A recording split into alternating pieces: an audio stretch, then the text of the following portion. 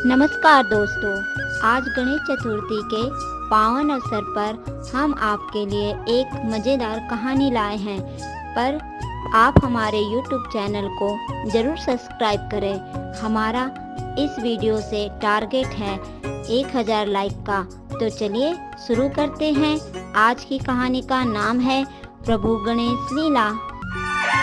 एक राज्य में एक राजा हुआ करता था जो भगवान गणेश जी का बड़ा भक्त था। वह हमेशा भगवान का ध्यान और पूजा पाठ करता रहता था। एक दिन भगवान गणेश जी ने राजा की भक्ति से प्रसन्न होकर उन्हें दर्शन दिए। प्रभु के दर्शन पाकर राजा धन्य हो गया और राजा बोला, प्रभु आप साक्षात पधारे, मैं धन्य हुआ। हे राजन, मैं तुम्हारी भक्ति से प्रसन्न हुआ। मैं तुम्हें वरदान देना चाहता हूँ। मांगो जो मांगना है। प्रभु मुझे कुछ नहीं चाहिए। आपका दिया सब कुछ है तो मेरे पास। मेरा राज्य अच्छा चल रहा है, मेरी प्रजाजन सब खुश है। परंतु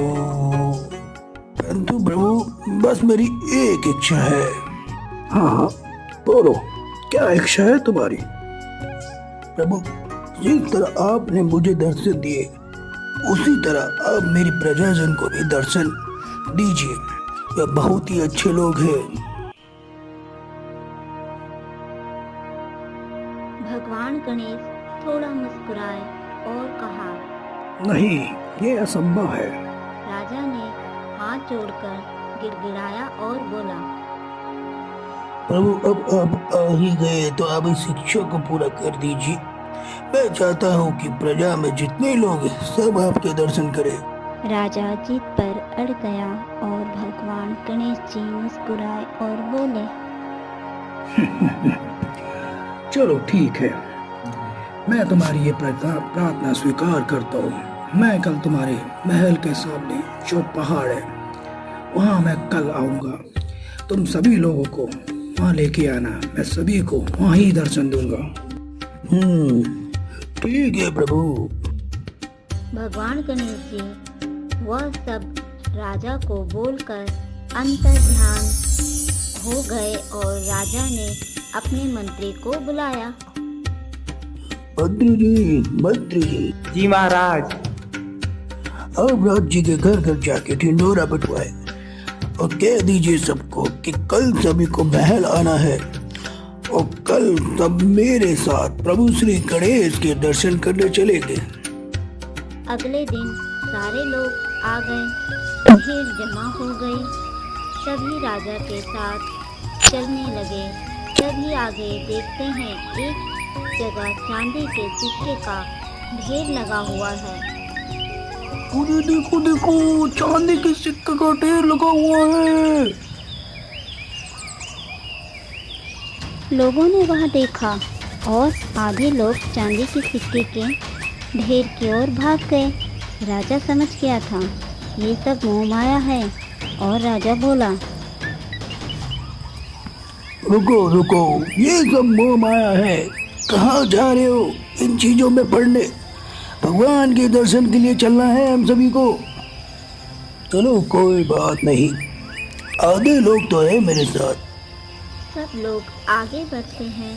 तभी वहाँ सोने के सिक्के का ढेर लगा दिखा और आधी प्रजा उस सोने के सिक्के के ढेर के पास भाग गई।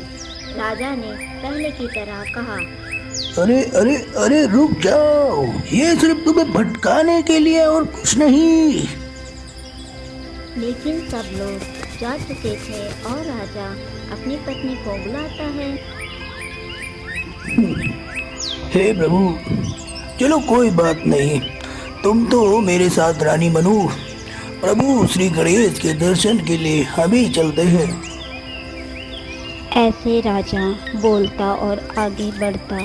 तभी वहाँ हीरे का ढेर था। रानी उस ढेर को देखकर अपने को रोक नहीं पाई और वह हीरे के ढेर की ओर चल दी। अरे तुम तो रुको। हे रानी मनु, तुम्हें क्या प्रभु के दर्शन नहीं करने? कैसी ये माया है। हर कोई धन के पीछे भाग रहा है, हर कोई कोई ना कोई चीज के पीछे भाग रहा है। प्रभु हमारा इंतजार कर रहे हैं, हमारी प्रतीक्षा कर रहे हैं, हमें उनके दर्शन के लिए जाना है। राजा बड़ा दुखी मन वो उस पहाड़ की ओर चलता जा रहा था और सोच रहा था। हे प्रभु, कैसी है ये दुनिया। राजा उस पहाड़ पर पहुंचता है, यह देखता है कि सभी लोग प्रभु श्री गणेश जी के दर्शन के लिए प्रतीक्षा कर रहे हैं, परंतु राजा खुद अकेला खड़ा होता है वहाँ। आ गए तुम। कहाँ है तुम्हारी प्रजाजन, वह प्रियजन जिनके लिए आप चाहते थे कि मैं आऊँ और दर्शन दूँ? राजा ने शर्म से अपना सर झुका लिया और माफी मांगने लगा। माफी मत मांगो राजा, मुझे मालूम था कि वो लोग नहीं आएंगे।